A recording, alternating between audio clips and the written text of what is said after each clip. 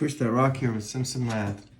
Let's remind ourselves how to get an inverse. So given f of x, what is the inverse of f of x? So we're talking the inverse of a function, not the inverse of a number, but the inverse of a function.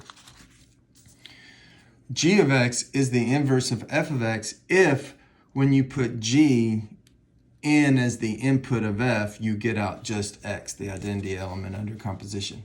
And we say that g is the inverse of f, and we use this notation. And this notation does not mean reciprocal. F inverse of x is not the reciprocal of f of x, with emphasis on not, okay? It's a different animal altogether. So how do you get the inverse? Well, the idea behind the inverse is that you're going to put in the outputs of the inverse into the function and get out the input. So that means you're going to switch inputs and outputs. So we're going to first use the output symbol for f of x. So we just rewrite the function using our simpler y notation. But we're going to change this output symbol to an input symbol, change this input symbol x to an output symbol, change this input symbol x to an output symbol. Okay, and now we're going to solve for y so that we have a function of y, where y is dependent on x. So I'm going to multiply to solve for y here. It's kind of tricky. Let's see. I'll multiply both sides by y plus 13. So I'm going to introduce this binomial as a multiplier on both sides.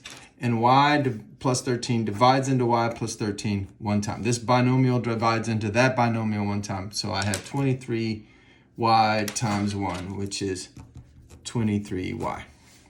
And then here I'm going to distribute the x. I get xy plus 13x. Now, these y's, I want them on the same side. So xy minus 23y. So I subtracted the 23y over here, and I'll subtract that over there, and it becomes negative 13x over here. Okay? And let's see, what should I do next? Well, I can't combine this up, it's like they're dissimilar. This is xy, and this is 23y. I can't add them, but I can factor out a y. So I'll just factor out a y, and that'll give me x minus 23 here equals a negative 13x.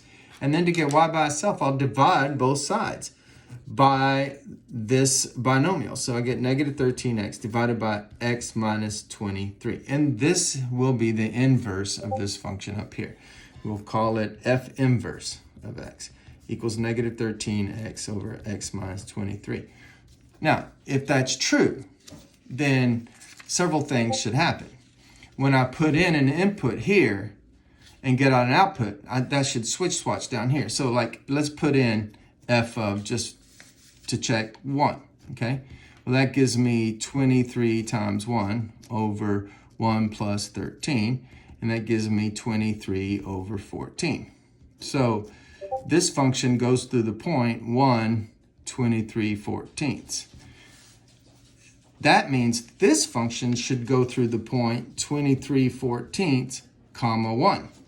Okay, well, that's a little harder to check because, putting this into here, putting in 23/14 for x here and simplifying is a little bit harder than, putting in 1 for x and simplifying. But that's what should happen. And it should happen for every x and y that I get on this point should switch positions and be the y should become the x and the x should become the y every time. Now, to double check, to prove it, then when you put one function in, so I'm going to put in this negative 13x over x minus 23 into the original function, okay?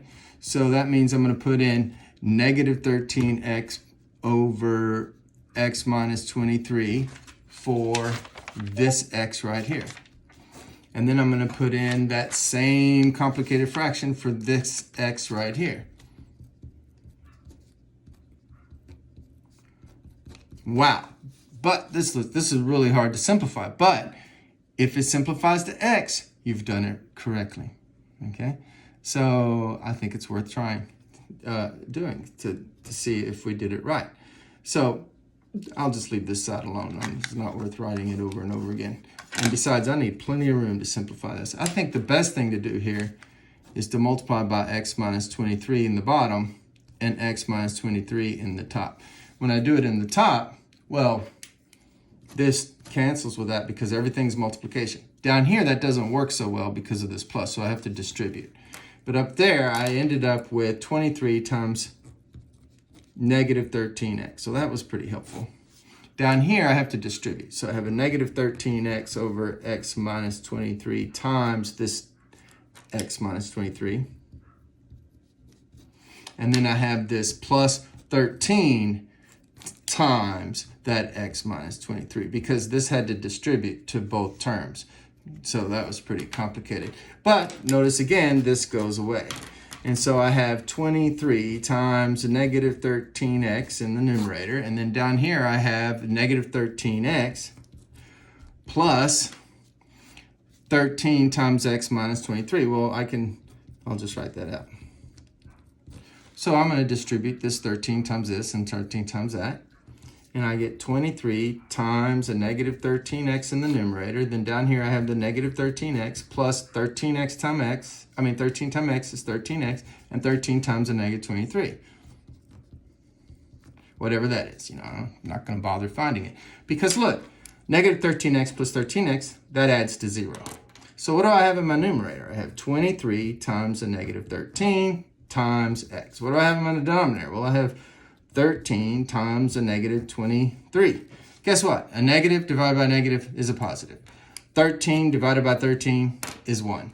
23 divided by 23 is 1. And a negative divided by negative is positive, so I ended up with just x. So checked.